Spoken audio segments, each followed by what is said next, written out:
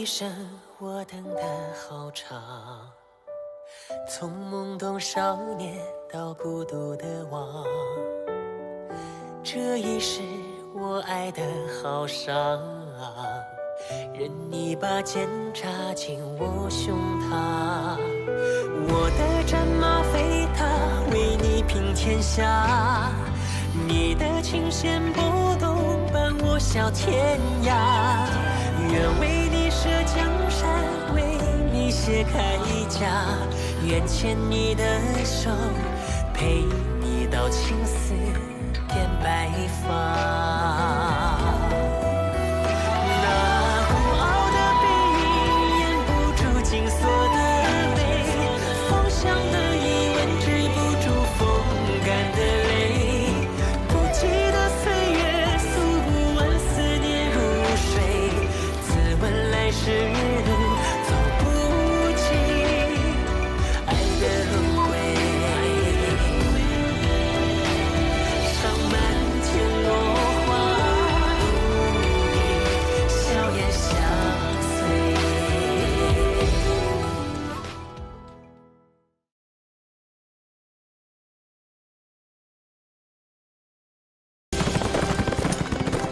你这是要带我去哪儿啊？去哪儿并不重要，反正我们脚下都是白兰。白兰那么大，走这么慢怎么看得完呢？我可要加速了啊！你得帮我记得来时的路。好，撤。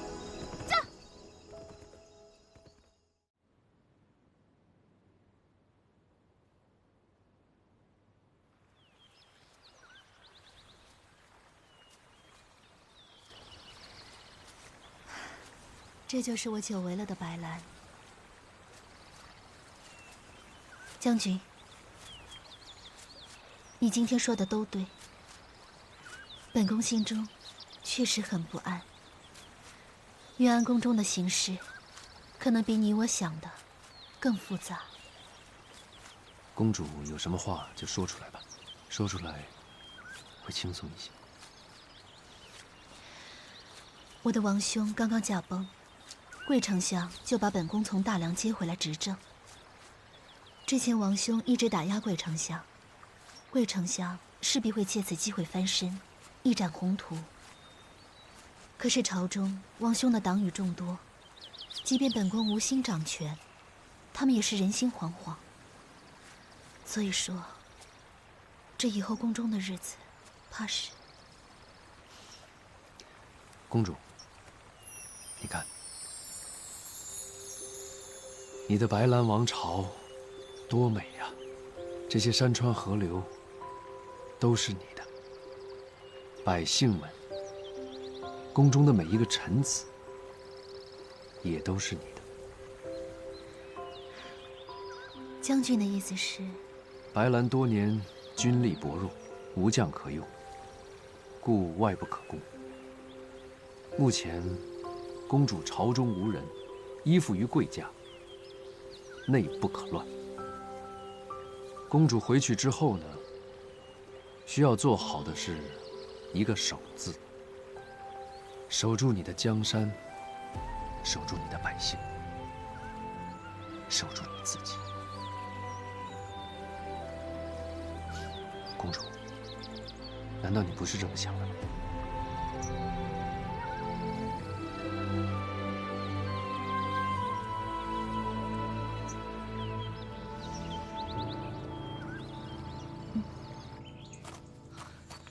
你们都是怎么找的？好好的一个大活人，怎么就不见了？找不到公主，你们谁都别想活！是。贵将军，贵将军，禀报将军，马房少了2匹马，应该是何霞带着公主出去了。我从一开始就知道这小子一定有问题。传令下去，给我堵住所有的出境关口。只要在我白兰境内，我就不信抓不到你。是，公主。公主，醒得早，出去走一走，是什么事情让贵将军如此大动干戈呢？公主以后要出门，身边得有人保护啊。这是我白兰的境内，又有何将军的保护，有什么好担心的？休息片刻，稍后出发。是。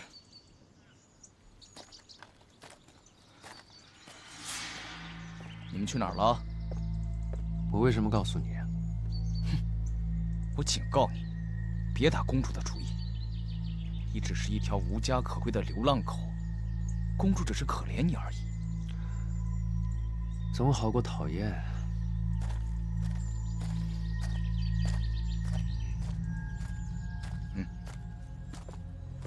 桂将军，在进云安城之前，把这小子给我处理掉。这小子还有点功夫，不要硬来。是。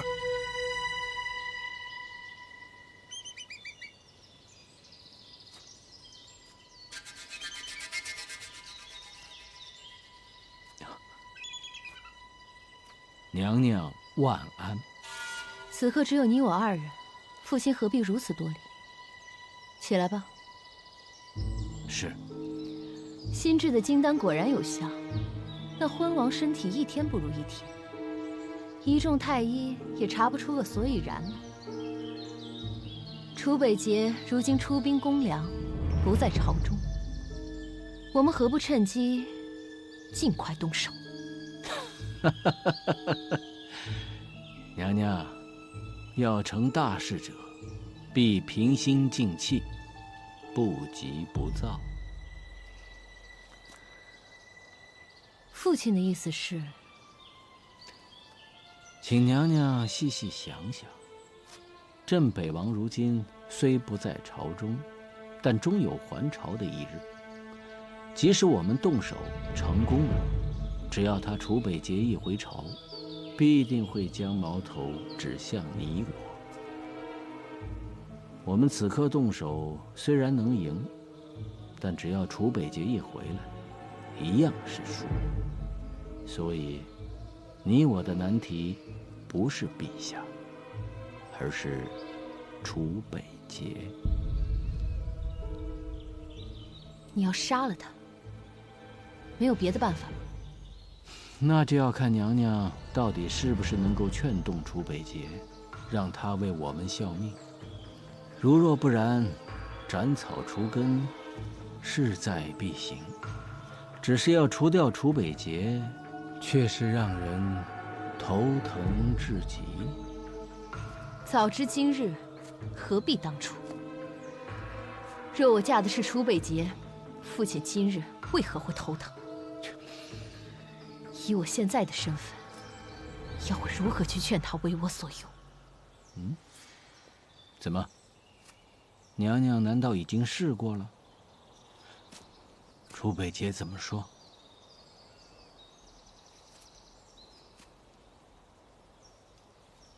你知道他是如何羞辱我的吗？娘娘息怒，是为父思虑不周，让娘娘受委屈了。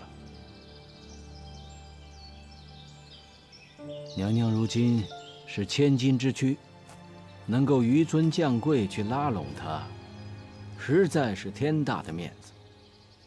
只怪那楚北捷不识好歹，罪该万死。娘娘放心，一切交由为父处理。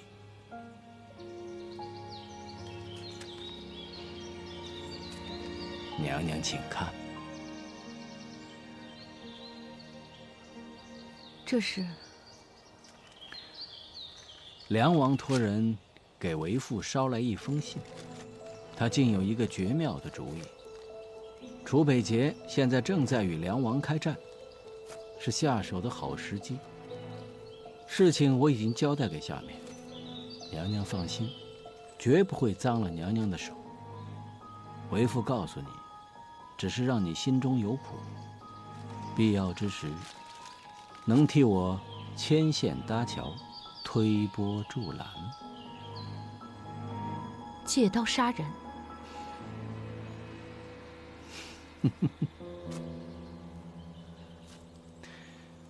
女儿啊，有一些事勉强不得，当断则断，当杀则杀。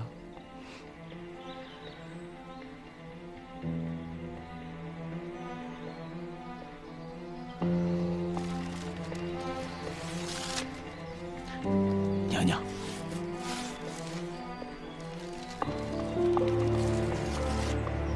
留他做证据吗？楚北杰，都是你逼我的。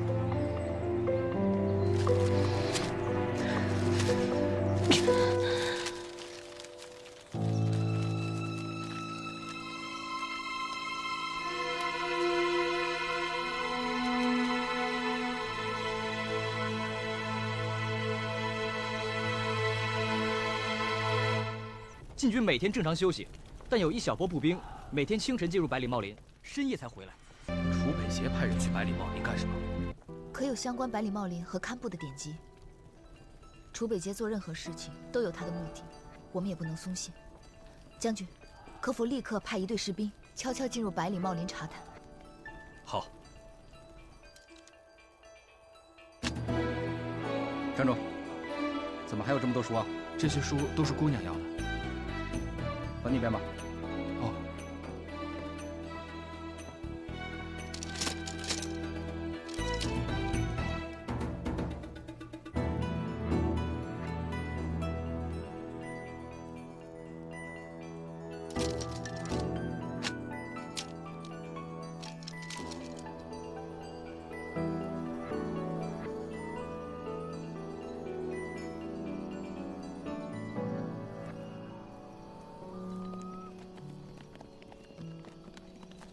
千万不能马虎，一定要做好布防。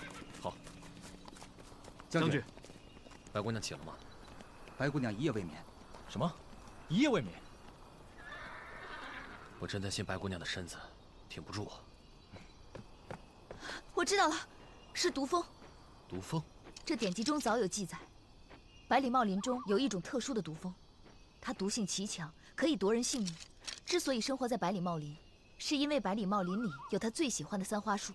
三花树毒液可以引发毒蜂狂性，用其汁液熬药饮用，却可以解毒。要攻城，只要将三花树枝用弓箭射进堪布，再放出大量毒蜂，守军将士必定死伤过半。等毒蜂进去后，禁军再上，即刻便可突破梁军的最后一道防线。不过，从前要进入百里茂林的人，都会以三花树枝叶煎药服用，以防被毒蜂袭击。只要禁军众将士预先喝下这种草药，就不用担心被毒蜂误伤。假如楚北杰想用毒蜂攻击我军，一定会命人暗中砍伐树林。而为了避开我们的探子，他们就必须就地熬制解药。竟然还有这样的计策！楚北杰最擅长的就是因地制宜，擅长用最少的兵力达到最好的效果。战神这个名号也不是浪得虚名的。沙场上能和这样的良将为敌，也不知道是幸运还是不幸。那接下来我们该怎么办？是。将军，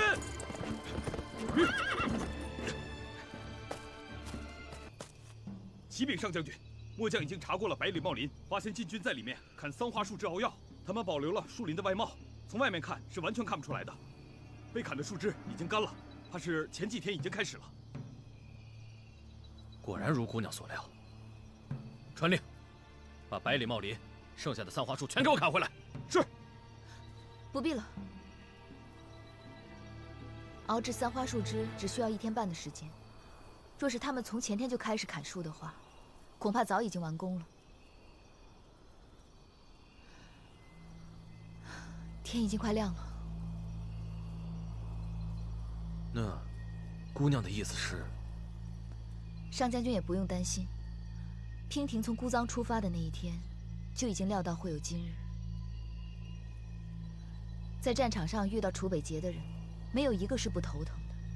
我们不会是第一个，也不会是最后一个。这么说来，上将军必须要在堪布城找到一张琴，不缺弦可以弹的琴。什么？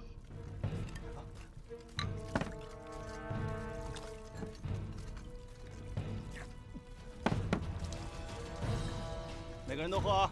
是。好，都喝了。是。不然会被毒蜂蛰的。是，喝完之后去那边取剑。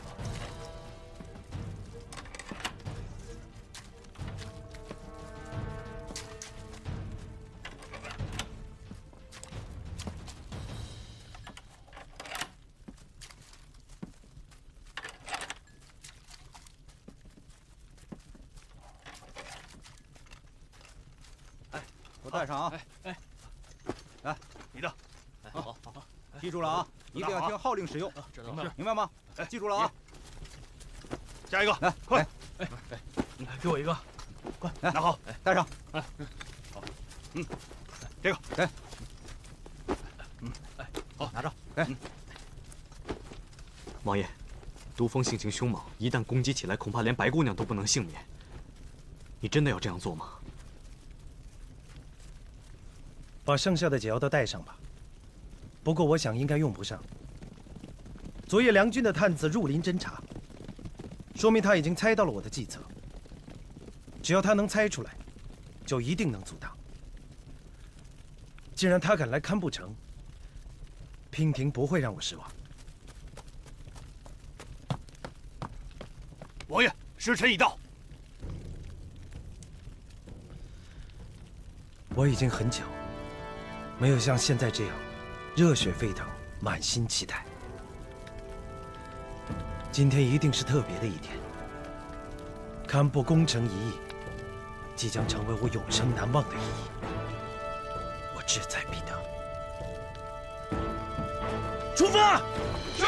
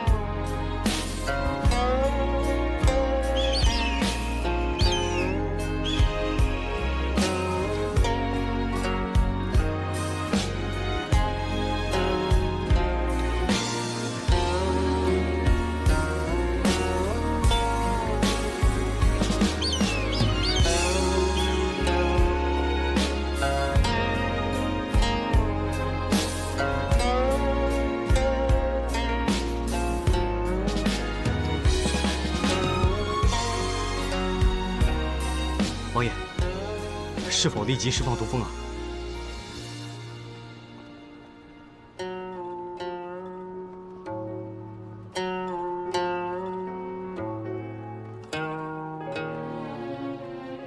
张焕，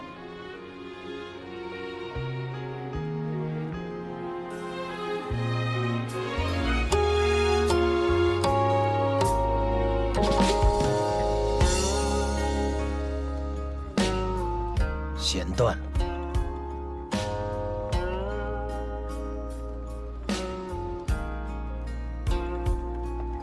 王爷，这是第2根了。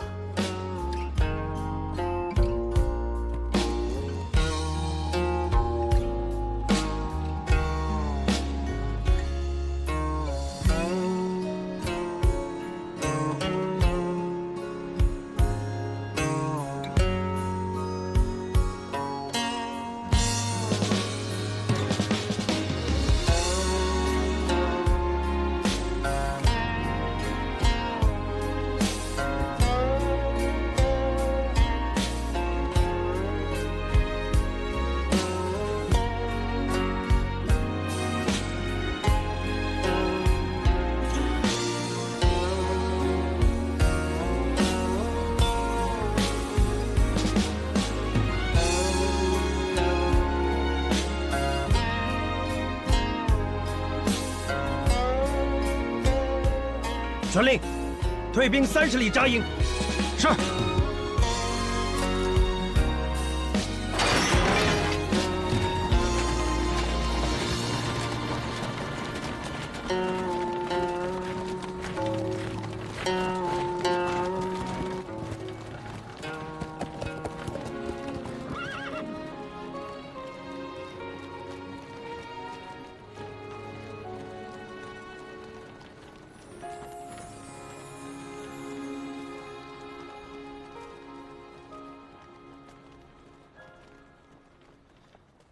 这就是你的御敌良策吗？早已活腻了吗？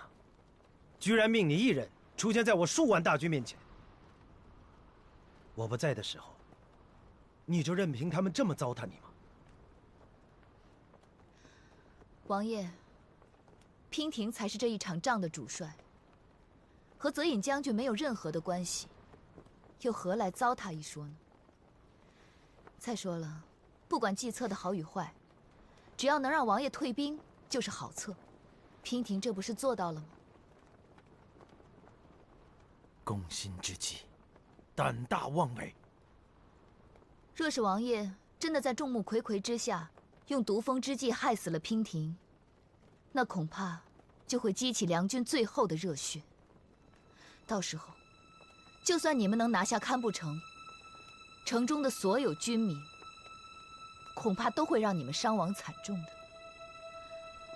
再说了，若是梁国百姓知道我一介女流之辈，为了保护堪布城而被你残忍杀害的话，想必梁国所有的百姓和将士都会奋起反抗的。哀兵之勇，王爷，你要比我更清楚吧？如果激起了一国人民的热血，就算有再强的兵，怕是王爷也镇不住。所以你就以身犯险。若不是王爷剑走偏锋，娉婷也不会出此下策。确实是下策。你在逼我退兵的同时，也对全天下通告了我楚北捷的致命伤。经此一战，所有人都会知道，我楚北捷心之所爱，无论做什么事情，我都绝对不会让白娉婷成为我的牺牲品。你是谁？真北王命我来送你上路。不会让我成为牺牲品。娉婷原以为王爷之言句句真心，没想到也只能付之一笑。王爷如此哄我，难道是因为怕输吗？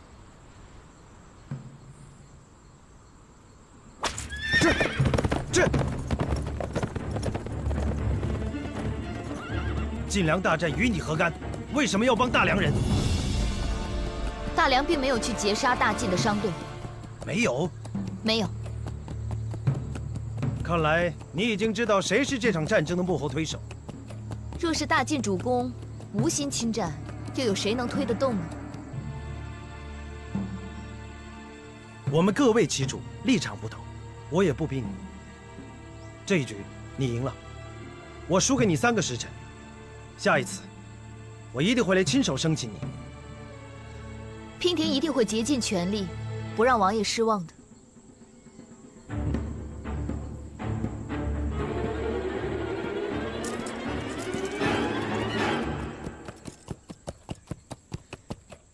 堪布城已经是一座空城了，而梁军也转移到百里茂林。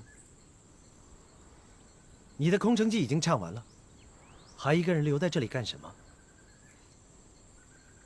这里离百里茂林不近，上马吧，我送你一程。多谢王爷好意，不用了，娉婷自己会走。3个时辰之后，我们才是敌人。到时候我可不会手下留情。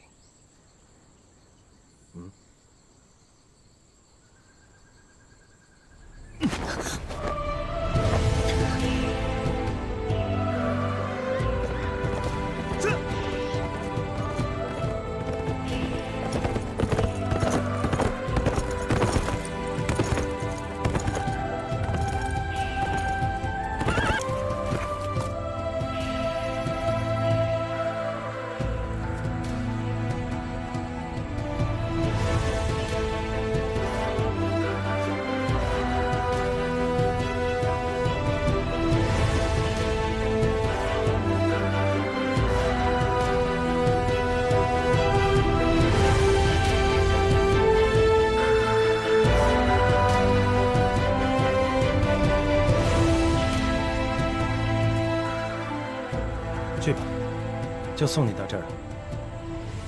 我不跟泽英打招呼了，反正很快就能见面。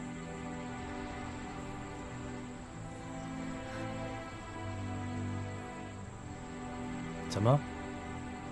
这么看着我，舍不得？还是想跟我一起走？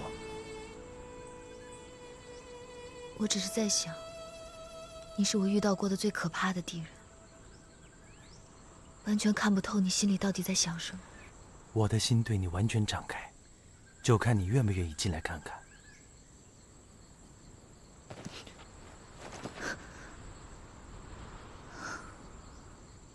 你看，你都不愿意来看，却抱怨看不透我心里在想什么。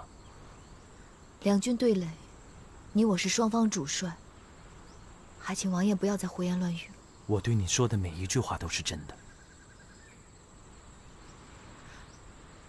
你好自为之吧。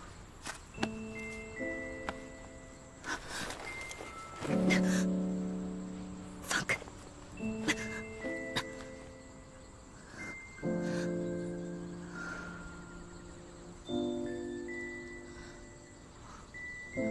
楚北杰，你救了我这么多次，我欠你的太多了。若是这一战，你真的因我而死，我一定会随你一起去，把这条命赔给你。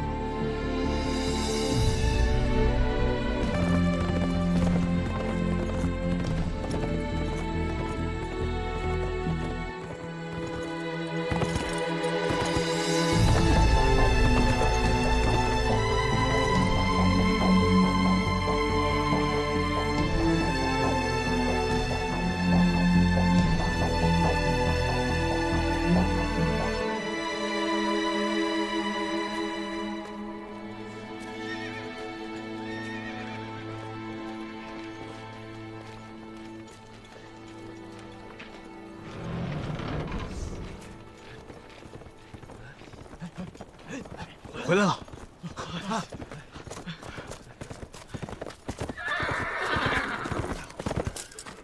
王爷，你可算是回来了。刚才白姑娘那招真是太险了。假如王爷出手，岂不给世人留下用毒物加害手无寸铁女子的印象吗？王爷一代名将，光明磊落，一旦蒙羞，那岂不是严重打击了我军上上下下如虹的气势吗？真想不到，白姑娘不出手则已，一出手便不留余地。还好你没有下令攻城。即使没有这些理由，本王也不会下令攻城。失去白娉亭，将是我楚北节最大的遗憾。区区一座堪布城，怎么能记他半根头发？不，那王爷，那咱到底打还是不打呀？打！3个时辰之后出兵。不对啊，王爷。即使不用毒蜂，只要白姑娘孤身站在城楼上，我们便发动不了进攻。仅仅是射在城楼上的乱箭，也能置她于死地啊！谁说我们要攻城了？啊？不攻城了？命所有士兵备足粮草饮水。我们要进入百里茂林。百里茂林？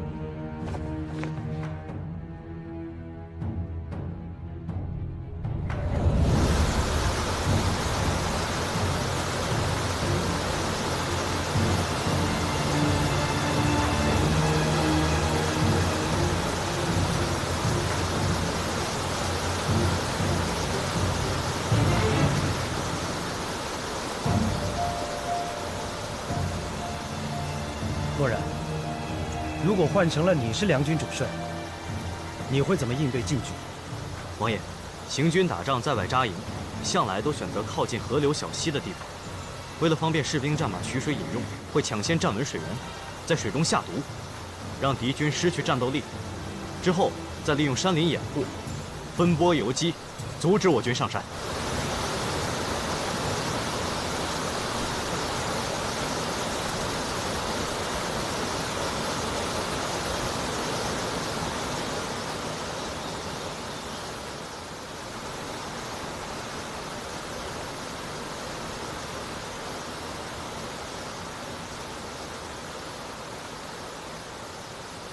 上将军，白姑娘，楚北捷已带人入林，现已至点清风山下。点清风下，我刚正与上将军商量，他在点清风山顶扎营作战。这里便是点清风6条清泉的水源。若寒将军，你现在立刻派人去山腰处，在这6条清泉中下毒，断了敌军的水源。白姑娘好计策。楚北捷初入百里茂林，对当地的地势并不了解。我们在他们弄清楚之前，先在水中下毒，一旦断其水源，他们一定支撑不了多久。到时候无法找到无毒的水源，怕是军中只会奄奄一息，军心涣散。到时候我们在天色的掩护下率军杀入，也让楚北捷尝尝我们大梁男儿的厉害。点清风是百里茂林的制高点，也是山中所有水系的源头。梁军率帐定会驻扎在山顶，传令下去，禁止任何人饮用山间泉水。战争，战的是人，算的是心。我这一招啊，若是用在别人的身上，定能成功；可若是用在楚北捷的身上，我也没有几分把握。姑娘，为何用在别人身上可以，用在楚北捷身上就不行了？只因为他是楚北捷啊。若我们的对手不是楚北捷，早就不用在这里苦战了。百里茂林，沿堪布山脉延绵近百里，范围极广。即便梁军有5万之多，可一旦藏进茂林之中，若按寻常方法寻找，我们要知道他们的踪迹也难如登天。楚北捷思虑周全，他出来堪布，就在百里茂林吃了我一次亏，之后就立刻想到用百里茂林来反攻，还想到了用毒蜂攻城这个计策，害我们险些中计。如今，他又怎么可能不派人先探查清楚，掌握百里茂林的地形？默然，你将我军兵力分为6支，互为养护，互通信息，分别沿点清风的6条水脉建立营地，但不能扎营。梁军必定会派探子在外游弋，我们只需要在他们面前出现，他们就会主动来袭，等蛇出洞，给他一个迎头痛击。若是我们以为仅仅占据了一个水源就能让楚北捷栽跟头，那今晚被俘的可能就是我们。姑娘说的对，是我们想的太少了。将军，还请你立刻派几拨人出去探查敌军在哪里扎营，一旦有消息就立刻汇报。越是在这个时候，我们就越是要仔细小心。王爷，这是诱敌之计，风险也未免太大了吧？即便我军沿着河流建造营地，这也只是在撞运气，更不可能知道他们在短时间内会攻击我们。王爷，此计最适合与敌军周旋，但是我们的粮草和饮水都很有限，一旦耗尽，岂不是正中敌人的下怀吗？王爷，为什么不速战速决？如果能不战而速决，岂不更好？不战速决？除此之外，我军还应该派出小股的队伍，在山林里四处散开，去搜索敌军的踪迹。一旦发现敌营，就从四面八方开始骚扰，这样也可以模糊敌军的视线，让他们不知道我们到底在哪里扎营。在骚扰之下，也可以让敌军分身乏术，以拖延时间。我们已经切断了敌军的水源，再加上这样的拖延战术，此战便已胜了大半。若寒明白。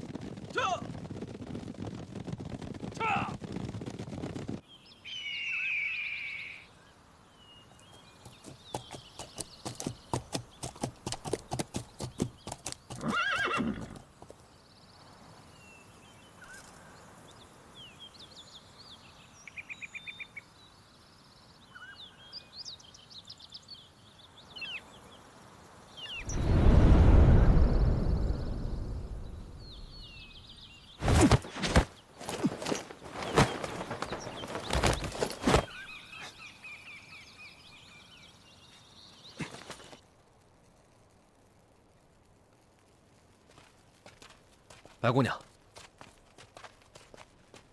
怎么样？有什么消息吗？刚得到消息，说是在点清风山下有很多禁军的营地。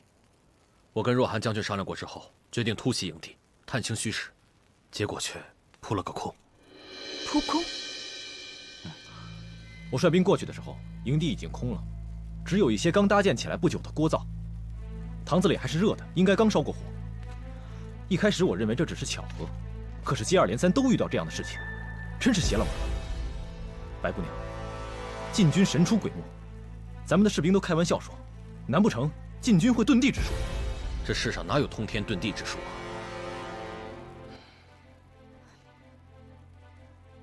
不对。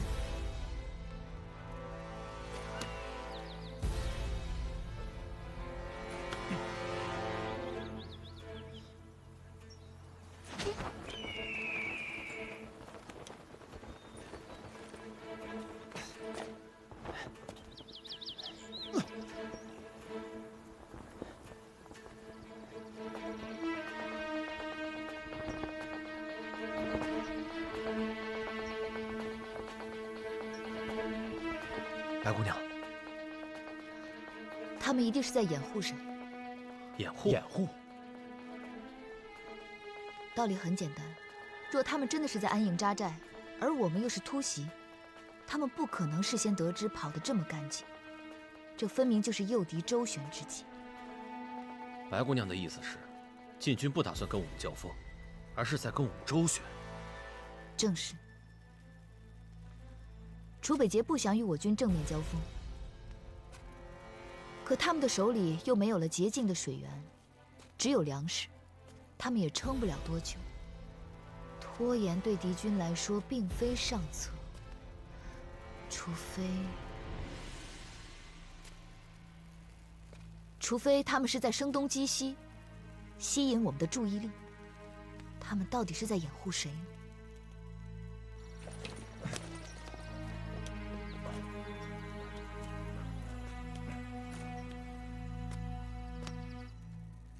白姑娘会不会想太多了？说不定只是敌方的哨探比较厉害，早就已经探知了我军驻扎的地方，从而得知我军的动向呢？不怕一万，就怕万一。既然楚北捷已经猜到了我们在水源中下毒，就必然会猜到我们定会给自己的军士留下水源。而这一路算上来，真正的点清风水源上游，就是这点清风山顶。如果我是楚北捷，必会直指着点清风山顶而来。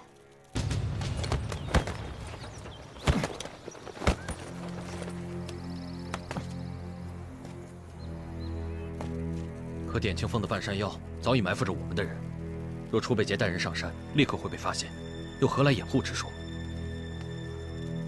上将军，这点清风除了我们的步兵之处，还有没有别的路可以上山顶？有，云崖索道。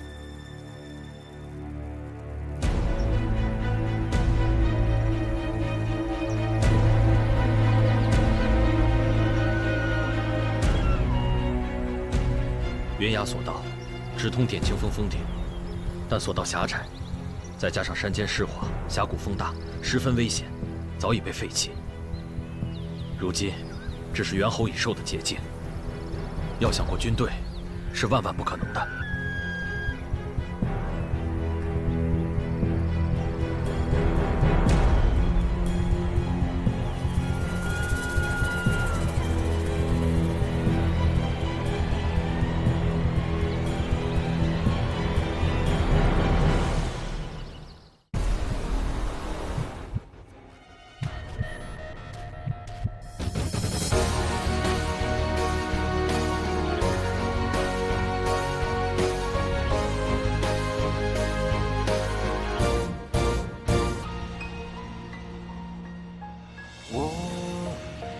藏着目光，待天下风起云涌是狂放。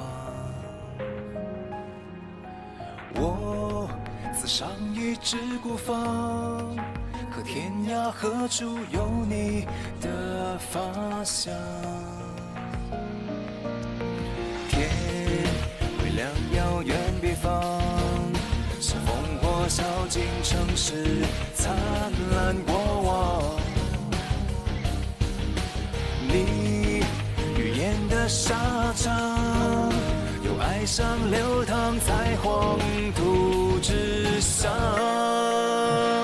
为战啊战，为生啊唱，为你抵挡。对月仰望，对天呐喊，对你疯狂。盔甲肩膀，荒凉悲怆，别忘记我模样。无我，无名，无常。从此随我的心事，从此断茫茫归途。小巷最深处，我回首来时路，何来繁华的嚣张？烈日当空，心灼伤，我永不降服。为战啊战，为生啊唱，为你抵挡。对月仰望，对天呐喊，对你疯狂。肩膀荒凉悲怆，别忘记我模样。